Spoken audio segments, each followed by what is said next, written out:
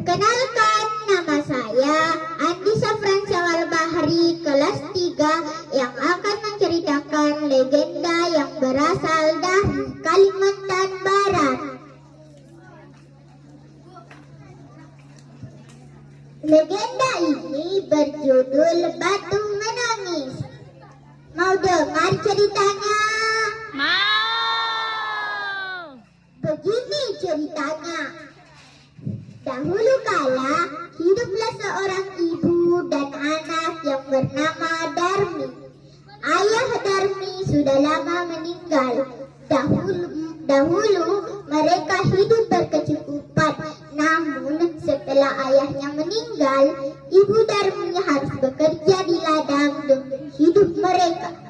Bekerja di ladang membuat kulit ibu Darmi menjadi kian gelap dan badan-badannya juga menyusut. Semua ia lakukannya demi putri satu-satunya, yaitu Darmi. Namun Darmi tidak mau membantu ibunya. Kerjanya hanya berdandan depan cermin dan enggan keluar rumah.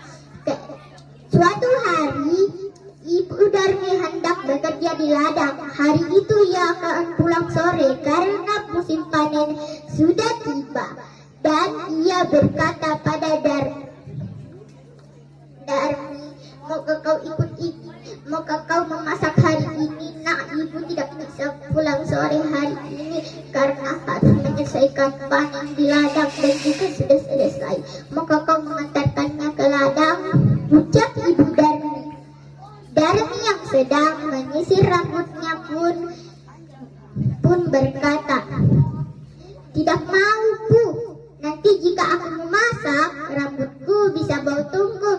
Dan jika aku mengantarkannya ke ladang, kulitku bisa jadi kotor. Ucap Darmi. Akhirnya, ibu Darmi terpaksa pergi sendiri di ladang. Saat di ladang, ibu Darmi bekerja dengan keras. Ia tidak memedulikan perutnya yang lapar tersebut. Dan saat istirahat, ibu Darmi hanya meminum air tungkuk yang ia bawa. Dan ia berdoa dalam hati, ya Tuhan, tolonglah kami, ubahlah sifat anak kami, hilangkanlah sifat malasnya. Setelah itu, ibu Darmi pun pulang ke rumahnya. Betapa terkejutnya ibu Darmi melihat tidak ada makanan satupun di meja makan. Ternyata Darmi tidak memasak. Darmi yang melihat ibunya pulang malah marah-marah. Dan ia berkata, ibu ini kemana saja sih? Masa tidak masak? Aku kan lapar, seharian tidak makan. Ucap Darmi. Ibu Darmi pun menjelaskan dengan sabar. Darmi, kan ibu sudah mengingatkanmu agar memasak. Darmi yang mendengar hal tersebut pergi meninggalkan ibunya. Keesokan harinya, ibu Darmi sudah siap dengan hasil panennya. Ia akan membawanya ke pasar dan ia bertanya kepada Darmi, Darmi, maukah kau ikut ibu ke pasar, nak?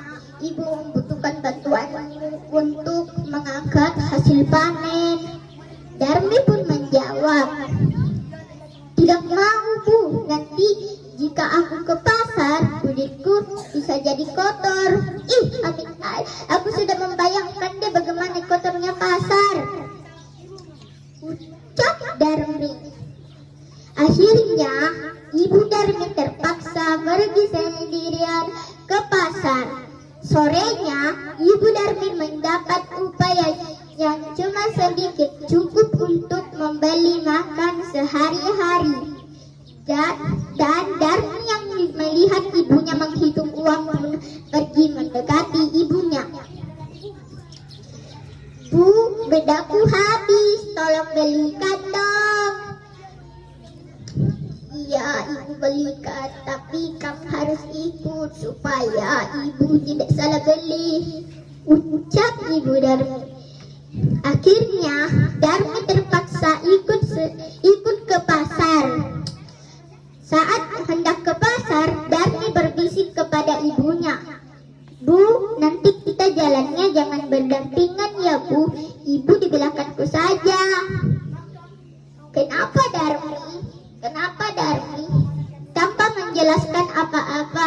Darmi pun tetap memaksa ibunya berjalan di belakangnya.